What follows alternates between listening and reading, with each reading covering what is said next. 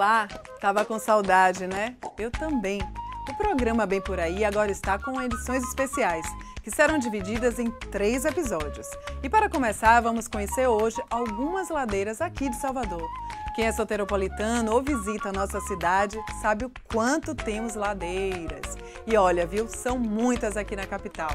Vamos contar causos dessas subidas e descidas tão íngremes que ligam a cidade alta e baixa e se tornaram bastante conhecidas pelas suas histórias e por seus nomes bem inusitados. Venha comigo e vamos caminhar bem por aí. Neste primeiro episódio, vamos conhecer a parte histórica das ladeiras da Montanha, Conceição, da Preguiça e Misericórdia e toda a mistura de culturas da região. Vamos saber também mais sobre a profissão dos artífices, que por gerações conseguiram se manter nos arcos da Conceição.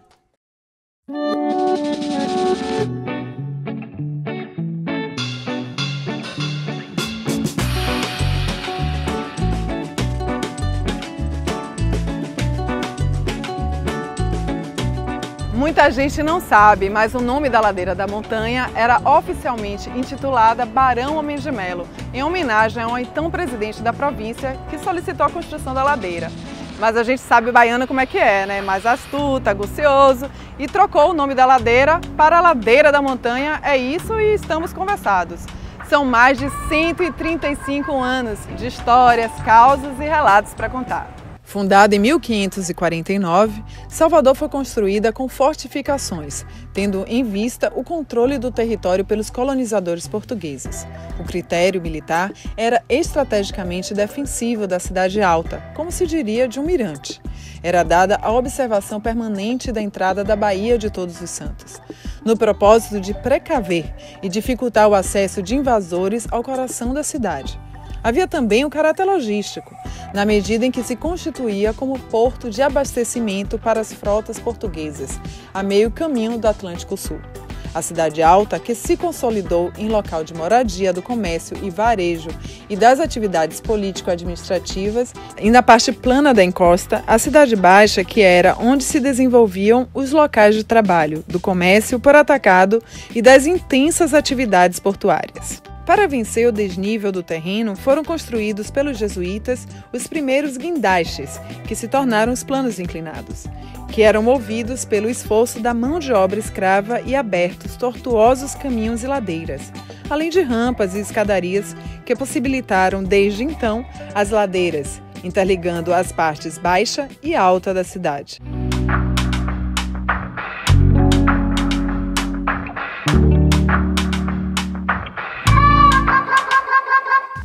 Cronologicamente comparada a outras ladeiras, ela é considerada recente, segundo alguns historiadores. Ela foi construída porque o povo começava a reclamar de acordo com a subida, que eles ficavam muito cansados. A dor na perna, né, gente?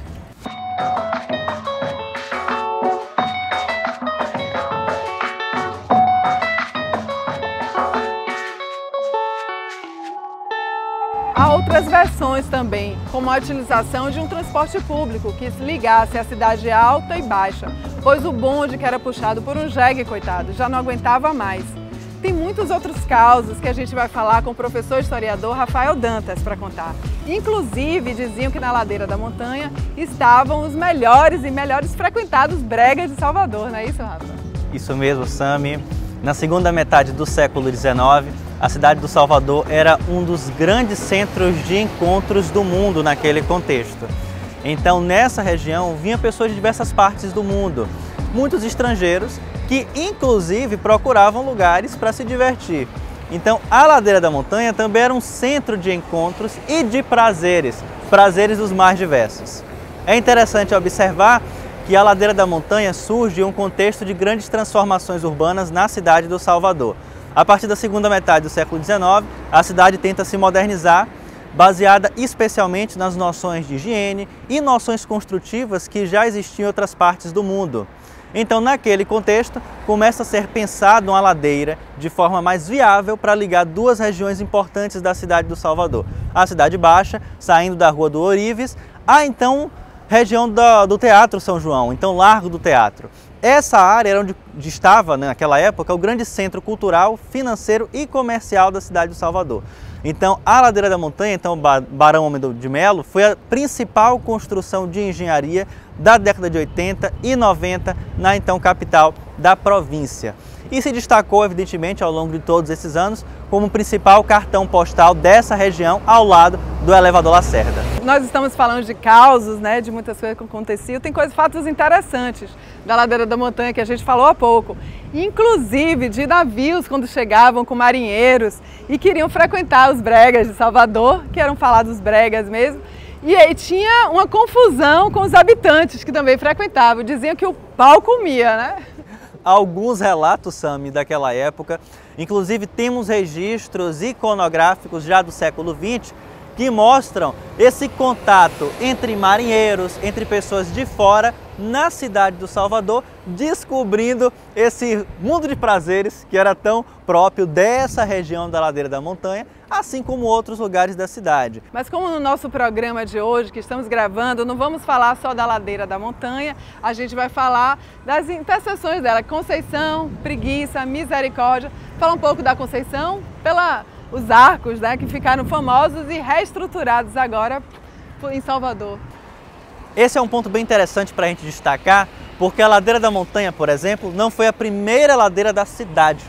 As primeiras ladeiras da cidade do Salvador, ainda no século XVI, foram a Ladeira da Conceição, próxima à então Capelinha e depois Igreja da Conceição da Praia, e depois a Ladeira da Misericórdia, que também fica próxima dessa região. Em um segundo momento, provavelmente no século XVII, a Ladeira da Preguiça. E todas essas ladeiras compõem um cenário de ligação, de interlocução entre esses lugares da cidade do Salvador, de conexão entre zonas de importância daquele período. Evidentemente que os nomes são bem característicos também, né? Fazendo referência não só pela questão geográfica, no caso da montanha, como também dos referenciais urbanos, como a Conceição da Praia.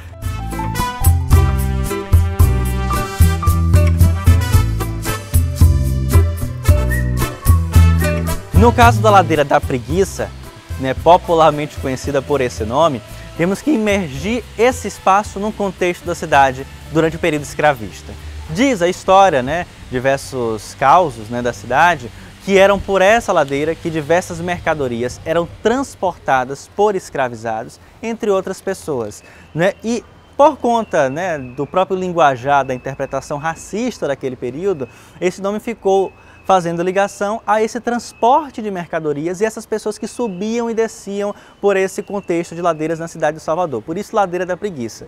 Obviamente, é interessante a gente frisar que de preguiça não tinha nada, afinal, essas pessoas trabalharam e muito, ainda mais naquele contexto de escravidão, e nas outras ladeiras da cidade tínhamos realidades próximas. Por exemplo, o visitante ou a pessoa que chegava na cidade eram muitas vezes transportados em cadeirinhas de arruá, cavalos, entre outros animais, tudo isso taxado com valores específicos, com os contos de réis daquele período. Então, se você chegava no porto da cidade e queria subir para a cidade alta, existiam meios de transporte, tanto com equinos ou com cadeirinhas, levadas por pessoas, cada uma taxadas, como se fosse um tipo de transporte daquela época. E com o passar do tempo, isso foi se aperfeiçoando, até a chegada dos bondes puxados a burro e depois o bonde eletrificado também pelas ruas da cidade do Salvador. Até em 1873 a gente ganhar o elevador Lacerda, ainda hidráulico e depois eletrificado na década de 30. E é interessante fazer uma menção que os elevadores, os assessores da cidade, juntamente com os guindastes, também tem um link com as ladeiras, porque eles surgiram em consequência das ladeiras existirem, Afinal, era muito mais fácil você subir por um elevador do que ter que subir pelas ladeiras da cidade. Entre uma das histórias, dos comentários populares, a gente pode destacar que o fato desse nome da ladeira fazer um link com a Igreja da Misericórdia, quem sabe pode também fazer uma menção a essa escalada nas ladeiras, e esse verdadeiro pedido, de ajuda celeste para você conseguir subir esses lugares na cidade. Mas o que predomina, segundo os estudiosos, é essa referência com o local, com as igrejas, no caso da Misericórdia ou da Conceição. A função dos arcos era apenas sustentar a ladeira, mas algumas pessoas entenderam que eram bons para funcionar como oficinas de trabalho, e assim ficou. Os primeiros a se acomodarem disso foram os ferreiros e marmoristas, sapateiros e alguns até hoje trabalham nos Arcos da Conceição. A única mulher marmorista da Ladeira, Simone Venâncio, se orgulha da profissão que aprendeu e hoje mantém a família.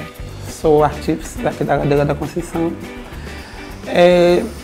Vim trabalhar aqui com o meu pai, vim trabalhar como secretária, né, dele, e aí ele de uma hora para outra desistiu da profissão e aí me perguntou: quer o espaço para você estar trabalhando, ganhando seu pão de cada dia? Eu digo: tudo bem, vou encarar.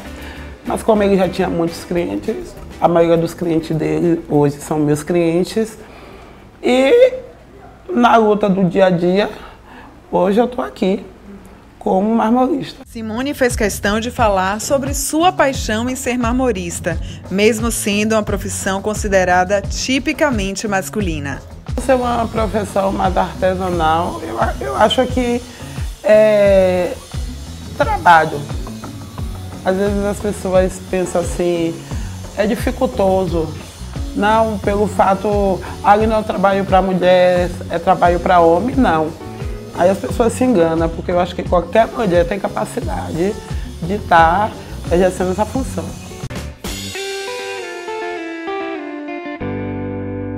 Aqui é como eu falo aqui com os colegas, que aqui é a nossa segunda casa. Porque a gente só vai em casa, tira um cochilo e volta para aqui. Aí a gente passa a maioria do tempo todo aqui. É bom, né?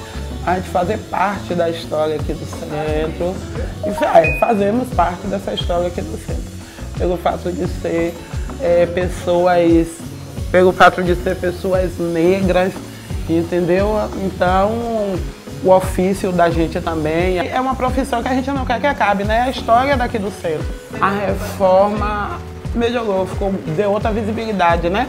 Aqui, essa parte aqui da Ladeira da Conceição, você vê que você chega lá do outro lado da ilha, ou então até do comércio, e você vê, é outra visão de lá para cá.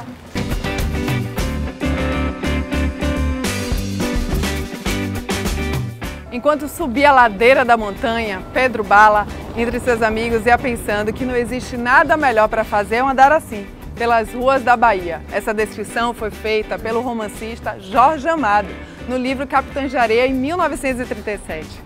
E o tempo passou, mas eu acho que se Pedro Bala estivesse aqui agora, no século XXI, entre seus amigos, com certeza ia olhar esses 17 arcos que já eram famosos naquela época e ia dizer assim, ó, pô, véi, ficou massa, viu?